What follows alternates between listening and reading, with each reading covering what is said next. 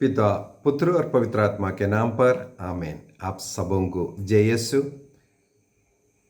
आज के इस क्लास में मैं आप लोगों के सामने अपने ही गवाही देना चाहूँगा। मैं क्यों एक कैथोलिक हूँ? इसका सबसे पहला उत्तर है, ईश्वर ने मुझे ये सौभाग्य दिया, मैं एक कैथोलिक परिवार में, एक कैथोलिक माता पिता का पुत्र के रूप में जन्म लिया।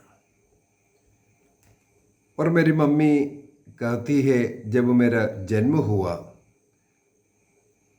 उस समय पर मैं बहुत बीमार, बहुत ज़्यादा रो रहे थे और मेरे से बड़े दो बच्चों का इसी प्रकार जन्म के साथ रोते रोते उनका मृत्यु भी हुआ था। सबसे बड़ा एक बेटा जन्म लिया था। कहा जाता है उसके जन्म के बाद भी ऐसा रोता था और वो मर गया। इसके बाद दो दीदियां हैं, वो अभी भी जिंदा है, जीवित है।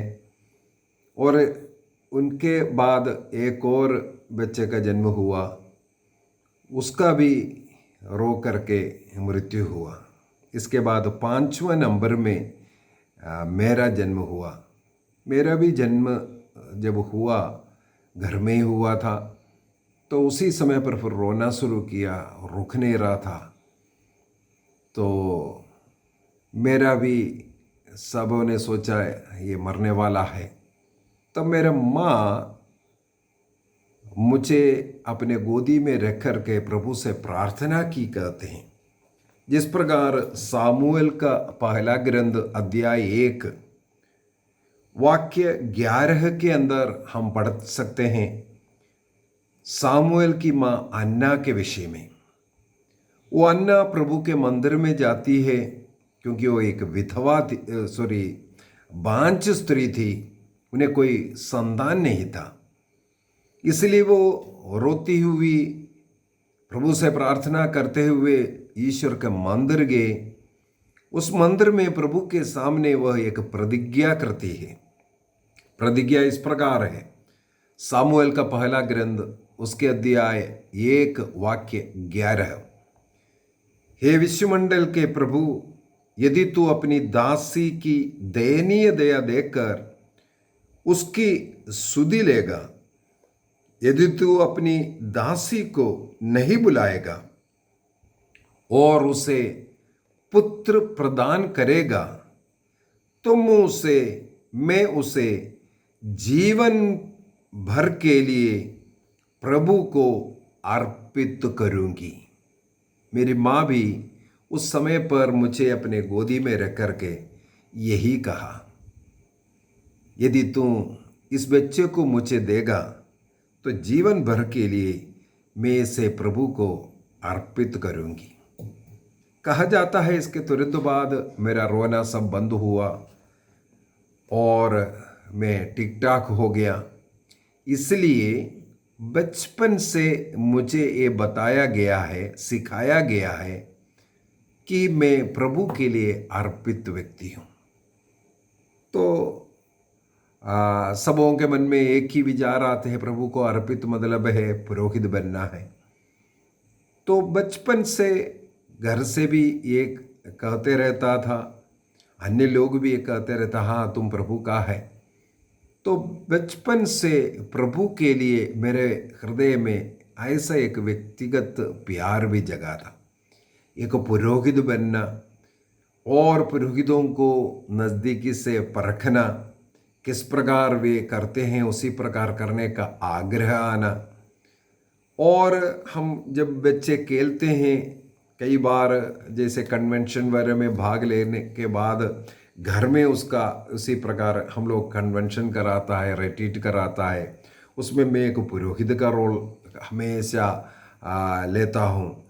पुरोहित जैसे वजन को बांटना और अन्य कई चीज़ें। तो यूं ही मैं बड़े होते गया, मेरे मन में भी एक ही आग्रह, मुझे एक पुरोहित बनना है। और परिवार का भी यही आग्रह इन्हें पुरोहित बनाना है। इसलिए 10वीं के बाद जहाँ पुरोहित बनने के लिए जो कैंप चलता है उस कैंप में मैं भी गया। मैं वहाँ सेलेक्ट हुआ और ट्रिवांड्रम आर्च डायसिस के लिए, केरल के ट्रिवांड्रम आर्च डायसिस के लिए, मलंगरा डायसिस के लिए पुरोहित बनने के लिए मैं सेमिनरी भी ज्वाइन किया। वहाँ पर सबसे पहले ट्रिवांड्रम में ही 3 साल के माइनर सेमिनारी, इसके बाद मुझे तमिलनाडु के ट्रिची मेजर सेमिनारी में फिलोसफी सब पढ़ने के लिए भेजा, मतलब नाम आया था। तब 1 महीने का हम लोगों को छुट्टी भी था। घर में बड़े खुशी के साथ वो ट्रिची वगैरह केरल के बाहर जाकर पढ़ाई करना वो थोड़ा अच्छा भी लगता है, इसलिए बहुत खुश भी हुआ था मैं। इस प्रकार बड़े खुश होकर के छुट्टी के लिए घर पहुंचा। घर में बताया ऐसे ऐसी बात है तो वहाँ जाना है, वहाँ के लिए तैयारी करना है इसे 1 महीने में और जाना है। और परिवार में भी खुशी था, लेकिन जो साधन हम लोगों को चाहिए लेके जाने के लिए, पहनने के लिए कपड़ा और अन्य जो खर्च की जो बात आया, मेरे परिवार में इतना धन संपत्ति नहीं है, हम लोग एक गरीब परिवार का है। और मेरे जन्म के बाद और 3 भाई लोग जन्म लिए। इस प्रकार हम लोग जीवित 6 बच्चे जीवित हैं और उनकी पढ़ाई लिखाई खाना पीना ये सब एक मज़दूर पिताजी उनके जो कमाई के द्वारा नहीं हो पा रहा था। साथ ही साथ ये मेजर सेमिनारी के जो पढ़ाई में जो खर्च होना है ये नहीं हो सकता था। लेकिन इस कारण मुझे माइनर सेमिनारीज के बाद जो पुरोहित बनने का पढ़ाई को ख़त्म करना पड़ा। पल्ली पुरोहित से मिला, पल्ली पुरोहित ने सेमिनारी के जो रेक्टर से मिलने के लिए कहा, मैं वहाँ पर भी गया तो वहाँ से भी कुछ पॉजिटिव उत्तर नहीं मिला, क्योंकि मेरे कुटुंब में कई ऐसे धनी लोग हैं, उन लोगों से मदद वगैरह मांगने के लिए कहा। जो लोग मुझसे ही कहा तुम घर के बड़ा बेटा हो, परिवार को देखना है, पुरोहित बनने के लिए मत जाओ, ऐसे बोलने वालों के पास मदद मेरे विचार में नहीं मिल सकता। इसलिए सेमिनारी छोड़ने का निर्णय किया। तो सेमिनारी छोड़ करके इसके बाद मैं फ़ौज में भर्ती हुआ और फ़ौज से 15 साल के बाद वीआरएस लिया। ये जो सेमिनारी में 3 वर्ष मैंने जो पढ़ाई किया उसके अंदर कलीसिया के विषय में, बाइबल के विषय में थोड़ा सा बेसिक कुछ बातें सीखने के लिए मिला। और उससे बढ़कर के एक पवित्र जीवन जीने का, प्रार्थना का जीवन जीने का, भक्ति का जीवन जीने का ये एक इच्छा मन के अंदर आया। और साथ ही साथ कई संतों की जीवनी में पढ़ता था, जो किताबें लाइब्रेरी से मिलता है, संतों की जीवनी में पढ़ने का मुझे बहुत उत्सुकता था। और मेरे मन के अंदर एक ही विचार आया, मुझे भी एक संत बनना है। मैं मेरे स्पिरिचुअल फादर से यही बार बार पूछता था, मुझे एक संत बनने का स्टेप बता कर दीजिए, कैसे जीना है। तो उसी प्रकार वो मार्गदर्शन मुझे देता था, किस प्रकार संयम रखना है, किस प्रकार पाप को अलविदा करना है, किस प्रकार अपनी इच्छाओं को अपने वश में रखना। ये सब उनसे मैं बहुत कुछ सीखा। सेमिनारी में कंटिन्यू तो नहीं कर पाया, लेकिन मेरे जीवन में जो सेमिनारी से जो पढ़ाई मिला उसको मैंने जारी रखा, चाहे प्रार्थना का हो। सेमिनारी में रोज़री करना, क्रूस रास्ता करना, वो भी रोज़, वो आज भी जारी है। रोज़ क्रूस रास्ता करना, रोज़ कम से कम 4 रोज़री, पूर्ण रोज़री, आनंद का भेद, प्रकाश का भेद, दुख का भेद और महिमा का भेद, ये इस प्रकार प्रार्थना करना, बाइबल पढ़ने का, ये सब जो ट्रेनिंग जो वहाँ पर जो जीवन में मिला उसको मैंने जारी रखा। चाहे फ़ौज में हो, फ़ौज में मैं इससे पहले भी कहा था, वो ऐसा एक जगह है यहाँ कोई कंट्रोल नहीं है। नशा पीने के लिए मिलता है, बीड़ी सिगरेट पी सकता है, अन्य कोई भी ऐसा कार्य कर सकता है। विचार जैसे पाप, बड़े बड़े पाप, उसमें भी कोई रोक टोक नहीं। तो ऐसे एक ज़िंदगी में भी ये सेमिनारी का ये जो कुछ 3 वर्ष का जो जीवन मिला, वो मेरा मदद किया ऐसे सभी पापों से दूर रहने का और अनेकों जीवन में अच्छे अच्छे निर्णय करते हुए एक अच्छी जिंदगी जीने का। ईश्वर का कुछ इच्छा है, क्योंकि मेरी माँ प्रभु के लिए मुझे समर्पित किया था, लेकिन मैं उस जीवन को छोड़ करके परिवार के इच्छा के अनुसार मैं जो दुनियाई जो जीवन जीने के लिए शुरू हुआ। लेकिन प्रभु का जो इच्छा है वही पूरी होता है। इसके बाद मैं केवल 15-16 साल आर्मी में नौकरी कर करके वीआरएस लेने का मजबूरी हो गया। इसके बाद प्रभु में और आने का, पोटा में एक रिट्रीट में भाग लेना और इसके बाद फिर से बाइबल का अध्ययन करना। और मुझे हमारे कई ऐसे पुरोहित लोग आध्यात्मिक जो चीज़ें बता करके देने के लिए, गाइडेंस देने के लिए, और जो मुझे करिश्माई रिट्रीट में जो हाथ पकड़ करके लेकर चलने वाला हमारे भोपाल धर्म प्रांत के फादर जोस प्रकाश, उनका जीवन देख करके मैंने बहुत कुछ सीखा। उनके साथ कुछ वर्षों तक कार्य करते हुए लगातार उनके साथ रहकर वो बाइबल को किस प्रकार सिखाया, उससे बहुत कुछ सीखने के लिए मिला। विशेष रूप से उस फादर से, उनके जीवन से मुझे बहुत कुछ सीखने के लिए मिला। यह सब प्रभु ने मेरे विश्वास से है मेरे लिए तैयार कर रहा था, मुझे सिखाने के लिए। इस प्रकार मुझे धीरे धीरे कैथोलिक कलीसिया के विषय में अच्छी तरह समझने का, पढ़ने का कृपा मिला।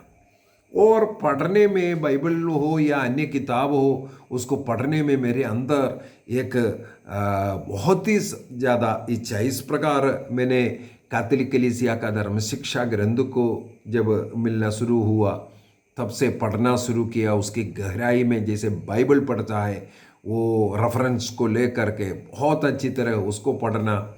और बाइबल का कोर्स करने के लिए जब मुझे अवसर मिला, उस कोर्स कर करके बाइबल को और अधिक, इस पढ़ाई के दौरान मुझे एक सत्य पता चला। जो कलीसियाएं संसार में हैं, अन्य कलीसियाओं में बहुत अच्छाइयाँ कई फील्ड में हैं, जो बाइबल को पढ़ाने के विषय में हो, प्रार्थना भक्ति के विषय में हो, कई चीज़ें हम लोग उनसे सीख सकता है। जो गैर कैथोलिक जो क्रिश्चियन लोग हैं, कई अच्छाइयाँ उनसे हम सीख सकता है। वहाँ पर कई अच्छाइयाँ हैं, फिर भी कौन सी कलीसिया ईश्वर द्वारा स्थापित है, ये मैं जब स्टडी किया तब मुझे ये पता चला ईसा मसीह ने एक ही कलीसिया का स्थापना किया। और मैंने उसी के अध्ययन बहुत कुछ गहराई से और पढ़ाई किया। इसके अंदर कई जैसे अन्य कलीसियाएं बताते हैं मूर्ति पूजा करते हैं, अन्य लोगों के साथ मध्यस्थ प्रार्थना करते हैं, एक ही ईश्वर है और ईसा मसीह ईश्वर और मनुष्यों के बीच में एकमात्र मध्यस्थ है। एक क्लास पहले भी लिया है, आगे भी लेने वाला हूँ उसके ऊपर, क्योंकि अनेकों लोगों को वो टिप्पणी देखा है। मैंने इसके अंदर जो कुछ ऐसा मिलता है उसके लिए मैं काफ़ी समय निकाल करके उसके ऊपर मनन चिंतन करता हूँ, जितना भी पढ़ाई कर सकता हूँ। पढ़ाई करने के बाद और कलीसिया का विशेषकर जो ढांचा है, किस प्रकार कलीसिया कार्य कर रहा है और ये कलीसिया क्या है, ये सब जब मैंने पढ़ाई किया तब मुझे पता चला एकमात्र कलीसिया ईसा मसीह का कलीसिया है। और मसीह भी ये चाहता है सब लोग एक होना चाहिए। ये नहीं कोई प्रोटेस्टेंट, कोई पेंटेकोस्टल या अन्य ये वो है ये बोल करके। ईसा मसीह ने एक कलीसिया को बनाया और आदिम काल में एक ही कलीसिया होता था। चाहे वो अंत्योखी की कलीसिया हो, चाहे वो यरूशलेम की कलीसिया हो, चाहे कहीं भी दुनिया के कहीं भी कोने कोने में कहीं भी जो कलीसिया बना है वो एक कलीसिया था। वो संत पापा के पेत्रुस के अधीन रहने वाला। क्योंकि प्रेरित चरित्र में हम लोग पढ़ सकते हैं, प्रेरित चरित्र के अंदर हो या संत पौलुस ने लिखा हुआ पत्र के अंदर हो, संत पौलुस साफ साफ कहते हैं वो भी एक प्रेरित कार्य कर रहा था, लेकिन वो बीच बीच में वो रोम में जाकर के पेत्रुस से मिलता था। गलातियों का पत्र दिया 1 वाक्य 18-19 के अंदर भी हम लोग यही पढ़ते हैं। संत पौलुस पेत्रुस से मिलने के लिए वहां गए, वहां कुछ दिन रहे उनके साथ में, और ऐसे कई बार लिखा हुआ मिलेगा। क्योंकि कलीसिया का मुखिया पेत्रुस था, उनके अधीन रहना है। जो कुछ हो रहा है आजकल के समान तुरंत मैसेज डालने के लिए कोई ईमेल सिस्टम हो या कोई मोबाइल सिस्टम हो, कुछ नहीं है। उस समय पर जा कर के मिलना, पूरा रिपोर्ट देना, ये सब करना पड़ता है। वो कई वर्ष में हो सकता है, एक बार हो सकता है। और उसी प्रकार जैसे होना चाहिए उसी प्रकार उस शिक्षा जो ईसा मसीह से प्रेरितों को मिला उसके अनुसार कलीसिया का शिक्षा चलता है। तो मुझे ये सब धारणा और सीखने के लिए मिल गया।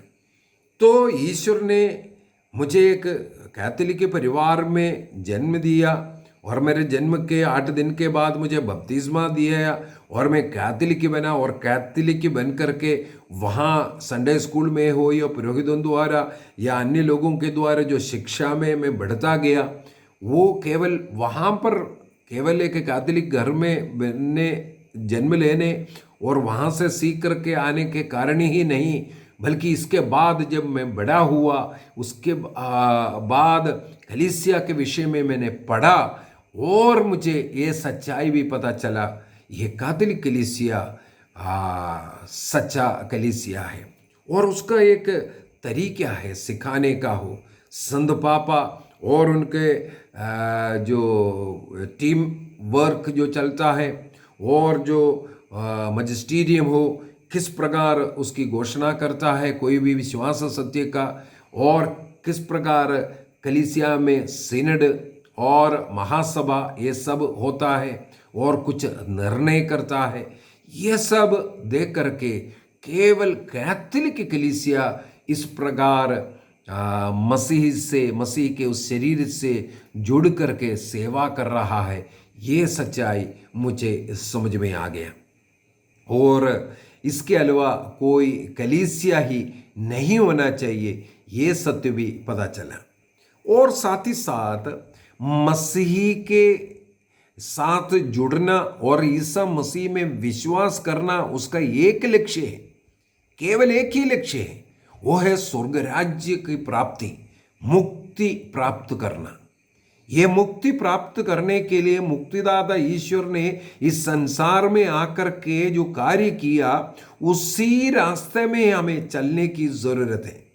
उसी रास्ते में, उस पवित्रता के रास्ता में चल करके स्वर्ग राज्य को पाने के लिए संस्कार प्रभु ने दिया है। उसके लिए एक सैक्रमेंटल लाइफ निभाना जरूरी है, ये मुझे समझ में आया। ये संस्कार क्या है और संस्कार कितना महत्व रखते हैं कि मनुष्य के जीवन में, ये मुझे समझ में आ गया। तो ये 7 संस्कार के द्वारा हम स्वर्ग राज्य की ओर जा रहा है। यदि कोई ये कहता है ये बाइबल को पढ़ते रहो, बाइबल का वचन को रटते रहो, ये बाइबल का वचन को रटने से, बाइबल का वचन को पढ़ने से स्वर्ग राज्य नहीं मिलेगा। स्वर्ग राज्य मिलने के लिए संस्कार को ग्रहण करना है। संस्कार क्या है? ये वचन में जो लिखा हुआ बात अपने जीवन में उतारने का तरीका है। ईसा मसीह ने जो कार्य किया उस कार्य को अपनाने का तरीका है। मसीह के पद चिन्हों पर चलने का तरीका है। संस्कार के द्वारा हम मसीह के पद चिन्हों पर चल रहा है। बपतिस्मा के द्वारा मसीह में जुड़ता है और अन्य संस्कार हमें पवित्र आत्मा देकर हमें उस स्वर्ग राज्य की ओर लेके चलता है। तो ये सातों संस्कार है। इन सातों संस्कार मुझे स्वर्ग राज्य दिलाता है। ये मुझे समझ में आया।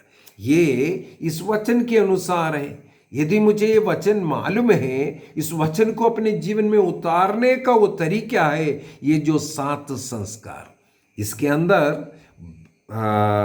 बपतिस्मा के विषय में लिखा हुआ है। तो बपतिस्मा का वो संस्कार में ग्रहण कर मसीह का शरीर का अंग बनता है। इसके अंदर पवित्र आत्मा उतरने का और पवित्र आत्मा का वरदानों से भरने का, पवित्र आत्मा में रहने का विषय में लिखा हुआ है।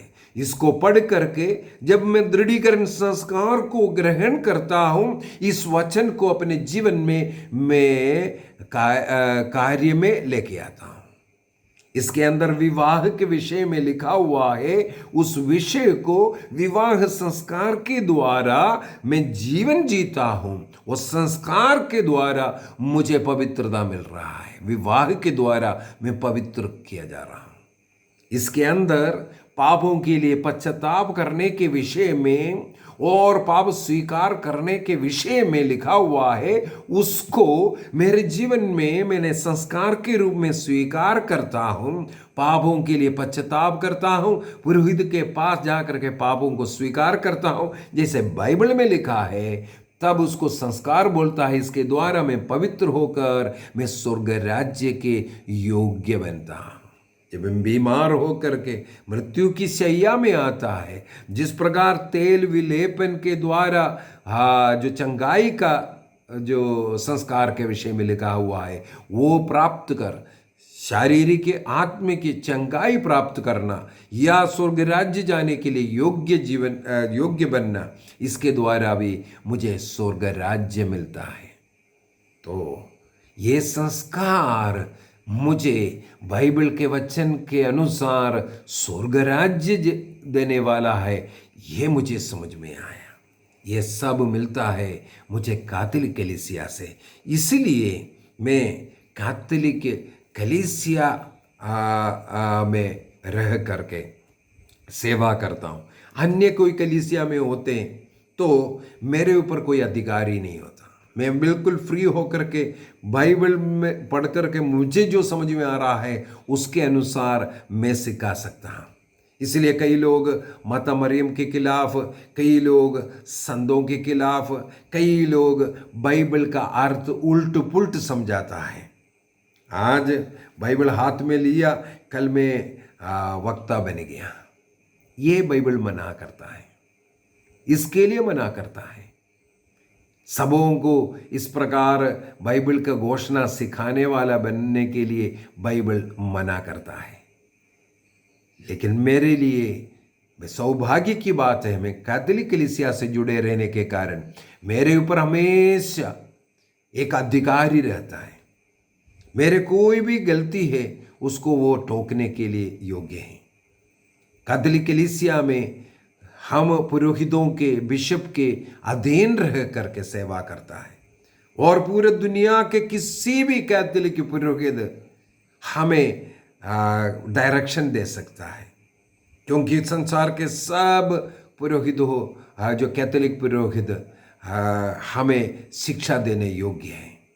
उनको सुन करके हम सीखते हैं। और कैथोलिक कलीसिया, जैसे कैथोलिक कलीसिया का धर्म शिक्षा ग्रंथ है कैटेकिज्म ऑफ कैथोलिक चर्च, अच्छा गाइडेंस दे करके वो कोई ऐसा लिख नहीं सकता। इस पवित्र आत्मा ने हमारे संतों के द्वारा, ऐसे ऐसे पुरोहित बिशपों के द्वारा इसको लिखवा करके हमें दिया है।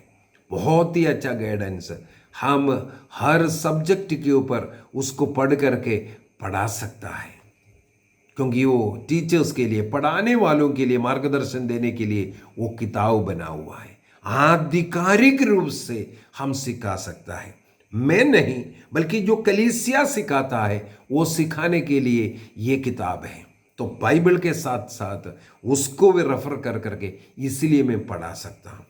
क्यों मैं कैथोलिक है? क्योंकि मुझे पता चला यही चर्च मुझे स्वर्ग राज्य दिलाएगा।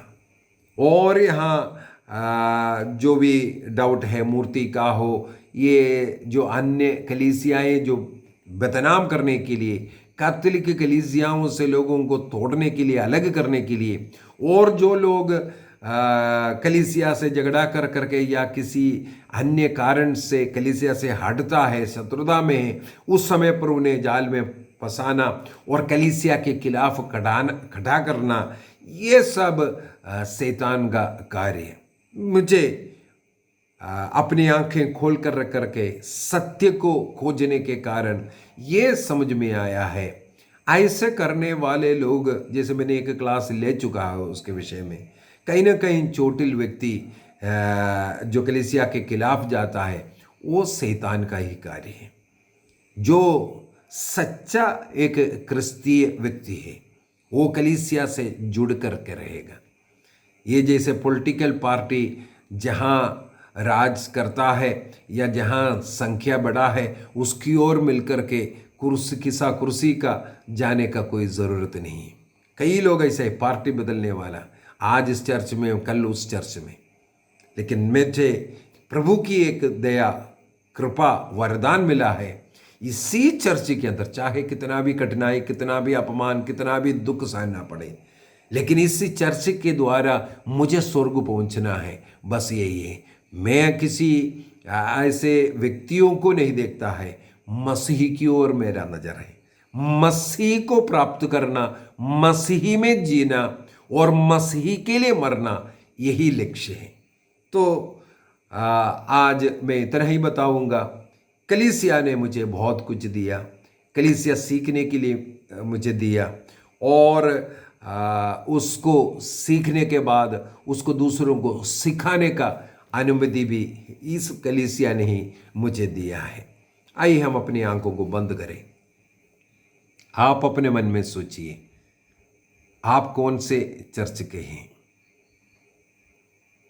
किसका बनाया हुआ, ईश्वर का या मनुष्य का? क्यों उस मनुष्य ने उस चर्च का निर्माण किया? कैथोलिक कलीसिया को छोड़ने का क्या कारण है? या आप कैथोलिक है तो क्यों है?